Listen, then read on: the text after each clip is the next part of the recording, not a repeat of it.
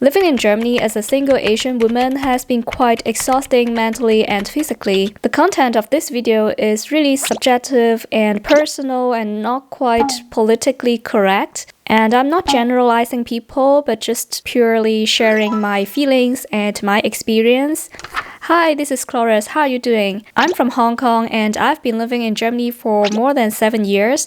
Today I'm gonna share 5 things that I still have an ache with when it comes to my daily life living in Germany. So first thing first, it's gonna be a bit unpopular opinion, I would say. It really surprised me in Germany that people still emphasize a lot about gender equality and feminism. But don't get me wrong, I'm not against equality. It's just for me that equality is a bit controversial. But anyway, I'm not gonna dig deep into this topic today. Sometimes I just think that why are we talking about this so much? Because in Hong Kong, we don't really talk about gender equality or feminism that much. It's not like we don't care, but it's more like as women raised in Hong Kong are a bit more spoiled, we just don't feel that much inequality, especially at workplace. In Hong Kong, it's also very common that women have higher salaries than guys. It's also very common to have female boss, female managers. This is not something that really surprising and we don't even brag about it. But here is so strange and sometimes I feel a little bit uncomfortable when it comes to the situation when we are working in a group with all the female colleagues. From my internship or from my current job, there were like 2 to 3 times that I encountered this situation when we finish certain tasks which requires teamwork that involves a few women, and after we finish the task, those other ladies would say, "Girl power."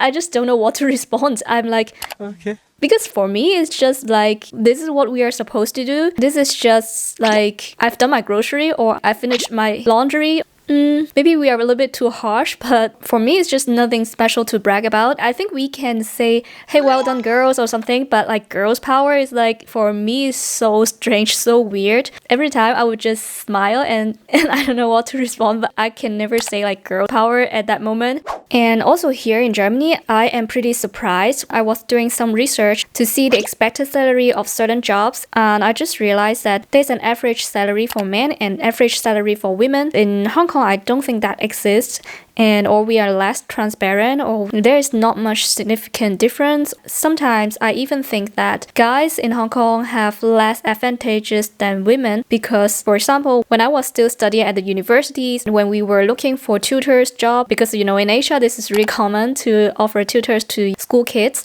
For girls, we always have the advantages to take up those jobs because parents just like girls more. But of course, some guys are really good at, like, for example, maths and science. They also get those jobs. But in general, when it comes to children or a certain area that needs strong communication skills, most of the time girls would have more advantages. In Germany, I always feel like there is a constant battle between genders. I just feel that in some situation, when it comes to some conversations, the gender battle always constantly appear in those conversations, especially when it comes to work. But in Hong Kong, I think the tension is not so much in Korea, but we still have some gender roles discussions in relationships or marriage or in finance. That's why I find it very interesting. That can break a lot of people's presumption about Asians. I didn't work in Hong Kong for that long, but I did have some work experience in part-time or temporary jobs because I've been working since I went to college and university. I actually never heard of glass ceiling in the past when I worked there until the first time I heard about glass ceiling when Hillary Clinton lost the president election. So this difference makes me reflect a lot upon culture and values, and a lot of difference when it comes to social support, because in Hong Kong we have domestic helpers. A lot of families in Hong Kong employ domestic helpers from the Philippines, Indonesia, or Southeast Asia. So a lot of women just go to work full-time even though they are married and they have children, because the housework and cooking are handled already by the domestic helper. So women can work as much as men do in the society. And also housing is very expensive in Hong Kong and there's not much help from the government. So this is the environmental and social factor that makes this whole thing possible. But in Germany, it's quite the opposite. Women just have to take care of all the household chores, cooking and everything in addition to work. It's quite difficult. I don't even know how they handle all these. Probably that's why a lot of women in Germany only work part-time, so they have more time to spend with children. There's also another factor, which is in maternal leave. In fact, both Hong Kong and Germany have similar duration for maternal leave. Both have 14 weeks, but in Germany it's supported by the government that women can also have parental leave up to 3 years. And that probably contributes to the salary gap between men and women in Germany. While in Hong Kong, we don't have the luxury to take that long parental leave, so that after a few weeks they give birth, they have to go back to work immediately without spending a lot of time with the kids, so they are not lagging behind in their career path. And second, what makes me feel exhausted is being tough. Or at least try to look tough here, because if I don't look tough and I don't set up really strong boundaries, people would just push me. This is a big culture difference, because in Asia we can be soft-spoken, we can be gentle and very nice to everyone.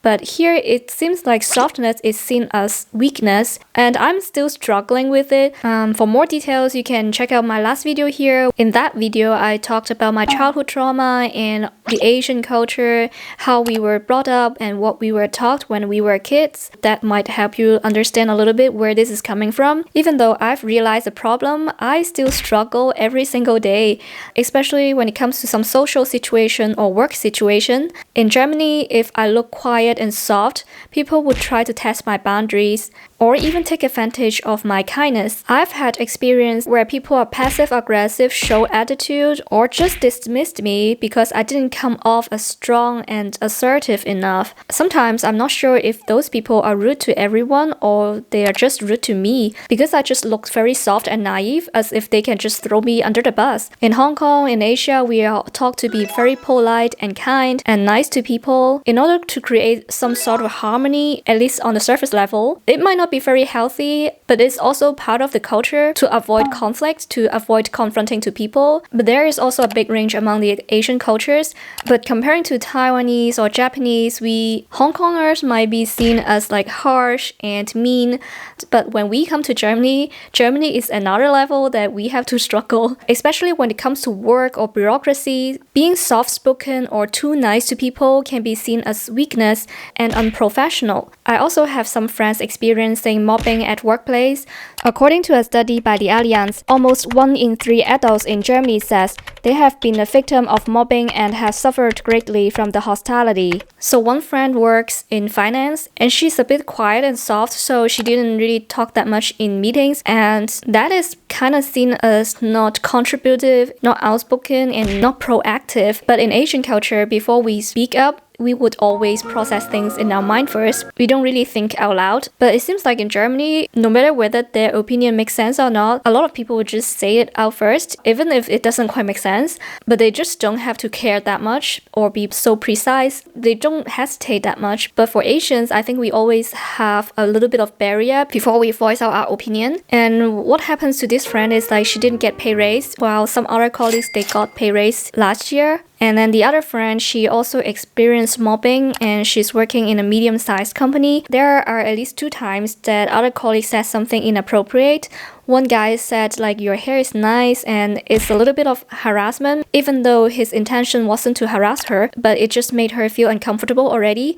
And the second situation is also another colleague doing something inappropriate, also making her feel very uncomfortable. For those cases, she talked to her supervisors. At the end, those 2 colleagues also apologized to her. When we encounter mobbing, that means bullying in English, we need to voice out immediately and we need to document it and report it to either HR department or our supervisors in Germany. Through a lot of practices, I think we are doing much better, at least to react faster and to set the boundaries more quickly. For example, my friend's colleague, who is a German lady, she received a task from a project manager, which is not quite her responsibility. She would voice out saying, this is not written in my contract and I'm not responsible for that. And then other colleagues also supported her. At the end, due to other factors as well, this lady no longer participated in that project. But if that happens to us, Even myself, I'm not sure if I would voice out if that one task is not my responsibility. Maybe I would, maybe I would not, but I would still take some time to think about it before I even react. But anyway, setting boundary is very, very important. And I constantly also tell myself if I feel something off, I have to trust my gut feeling and just set a boundary immediately and make it really assertive and strong.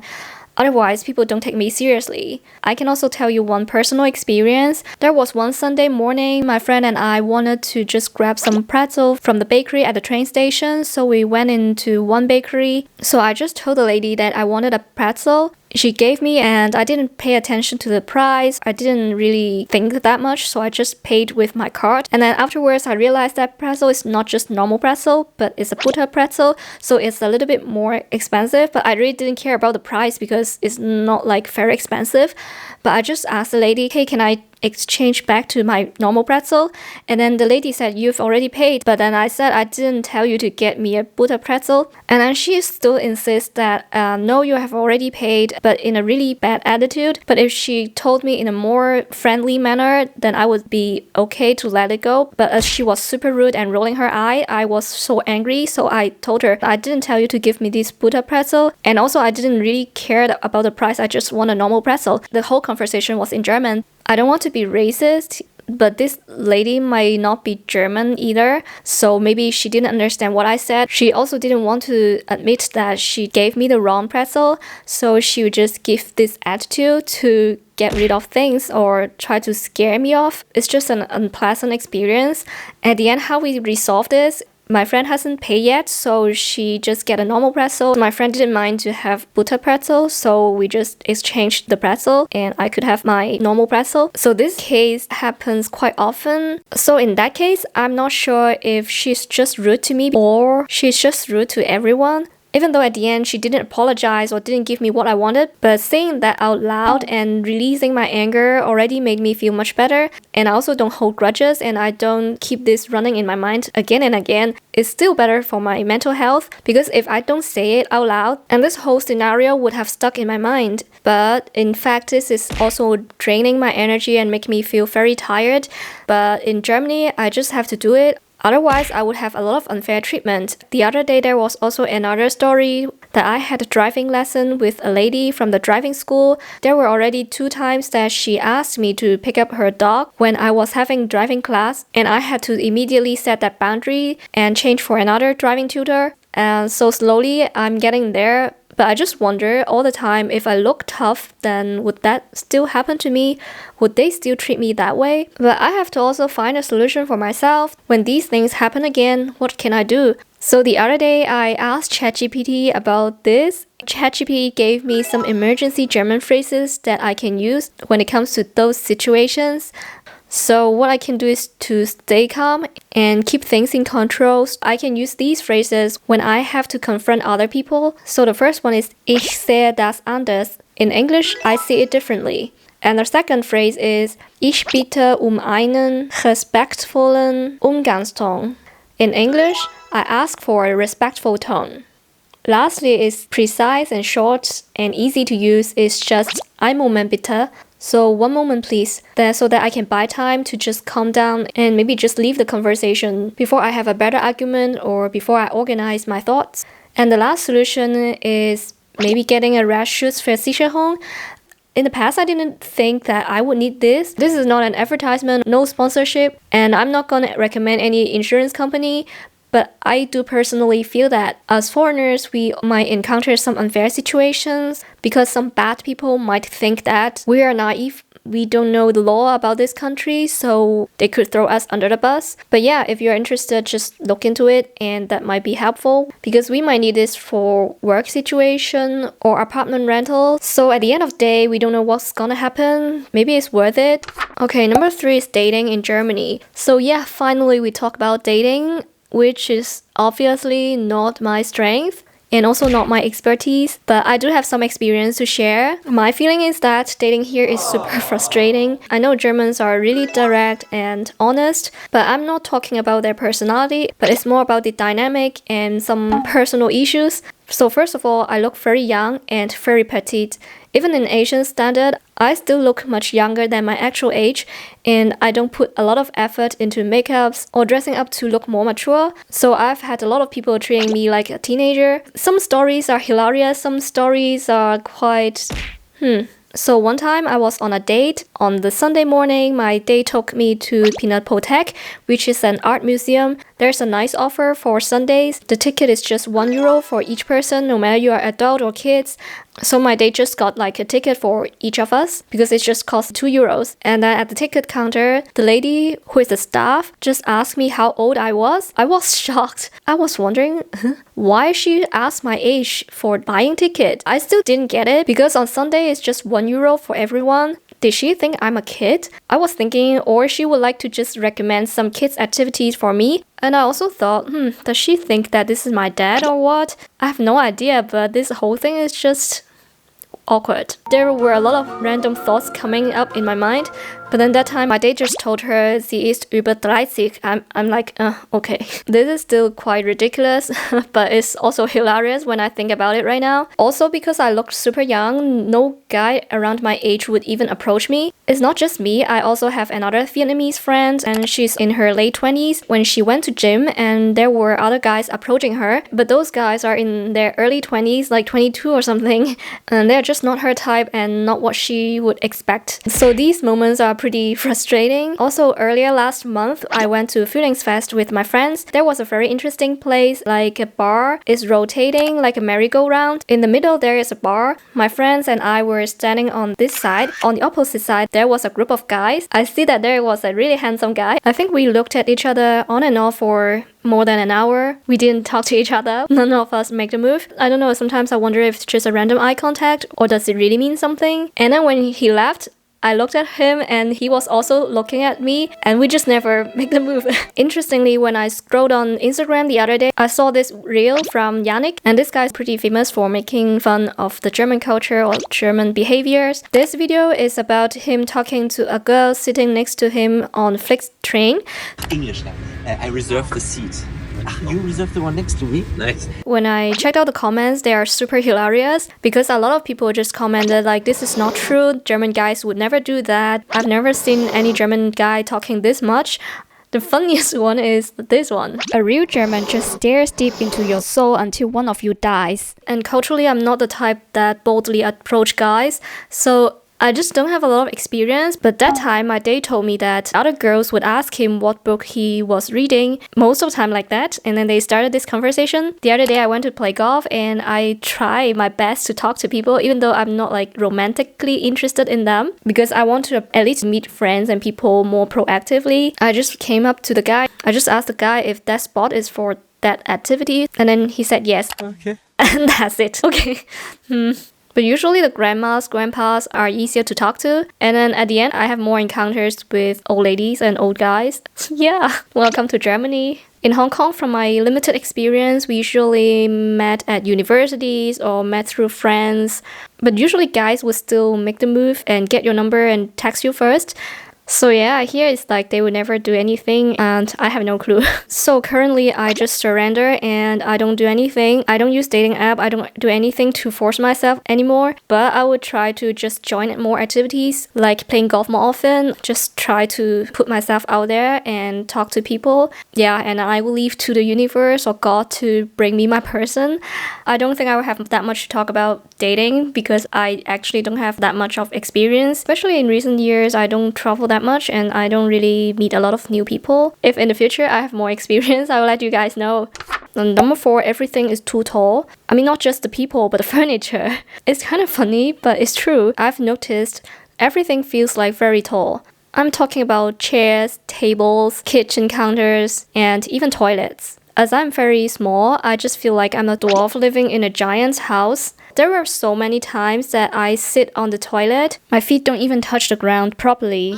Therefore, I have to keep a stool in my bathroom. Yeah, I know it's really silly. Also, most of the time, the mirrors are too high and I have to get an extra mirror for the bathroom. Mirrors are too high. I can only see the top of my head. Even like when I tiptoe, I still can't see my face. Also, in my old apartment in Munich, the kitchen counter was way too high. It's almost up to my chest, and I have to keep a stool there so that every time I do the dishes, I can stand on that stool. And I feel like I'm a kid doing dishes. In Germany, you can tell that the standard is designed according to their average body size, which makes sense. But as a small Asian woman, I really have a difficult time when I have to deal with the big furniture. When I have a big, tall wardrobe or a very high mirror, I just really can't reach them. I always have to keep the folding stool at home so that I can get some stuff from the top of the shelf. I can sit on the toilet just properly. Don't even mention like the public toilets, like the toilets in a cafe or in a restaurant or even in a train. They are disasters. If I were a guy, it's better. In a public toilet, I can just stand. Although there are some difficult parts like this, I also have a little advantage. I always have enough leg rooms when it comes to traveling in a plane or in a train. So unlike other big tall guys, I enjoy more comfort when I sit in public transportation. So number 5 is the sense of belonging.